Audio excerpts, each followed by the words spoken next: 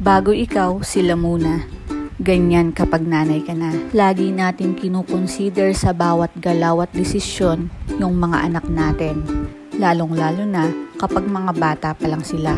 Pero ang pagiging isang ina ay hindi para sa lahat. May mga babaeng gustong-gustong magkaanak pero hindi mabiyayaan ng anak.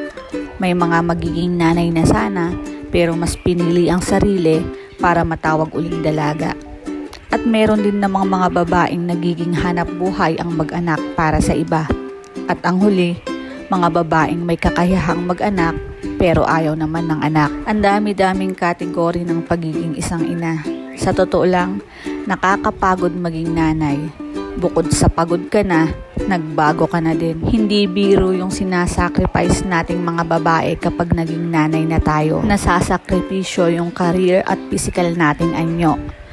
Nawawala yung shape ng katawan natin, nasisira yung balat natin, lumalapad at lumulobo din tayo. At madaming nanay ang sinacrifice ang career dahil mas piniling maging full-time mom. Hindi araw-araw nakaayos at naka-spray ng pabango. Dahil asa bahay lang naman, magpapalit ng diaper, magpapakain, magpapaligo, magbibihis at magliligpit ng mga kalat sa bahay. At mas madami pang trabaho ang nanay kapag nakabukod na sa mga magulang. Nakakahilong maging full-time mom sa dami ng mga ginagawa. At kapag minalas ka pa sa napangasawa, matik, magiging losyang ka. Mas maiintindihan mo ang isang nanay kapag na-experience mo na din ang maging isang ina. Mas maiintindihan mo kung bakit hindi niya na nagagawang mag-ayos. Mas maiintindihan mo kung bakit ganun na siya manamit. Mas maiintindihan mo kung bakit madumi ang kusina at sala nila. At mas maiintindihan mo ang pagod ng isang ina kapag suot mo na ang sapatos niya. Mas pinipili ng ibang nanay na i-give up muna ang career sa dahilang walang mag-aalaga sa anak. Kahit sa totoo lang, nanay naman talaga dapat ang mag-alaga sa kanyang anak. Pero sa panahon kasi ngayon, nakadepende na sa sitwasyon.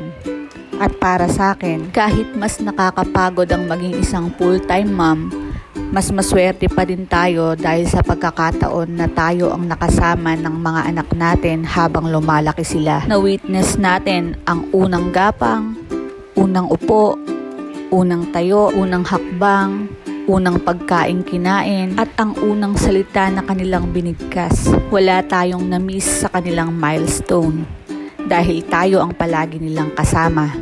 At kung dumadating man ang time na dinadapuan sila ng sakit, hindi tayo nakakaramdam ng guilt dahil hindi natin sila iniwan sa iba. Mas panatag yung pakiramdam natin na tayo ang nag-aalaga sa kanila. Iba ang attachment at closeness ng mag-ina kapag sariling nanay ang nagpalaki sa kanya.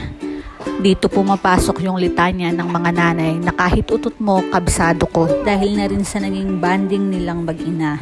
Kaya bago tayo mag-isip o magsalita sa isang full-time mom, iikot muna natin yung mga mata natin o kaya mag-observe muna tayo kung bakit naging ganon at bakit ganito na siya ngayon. Bye for now!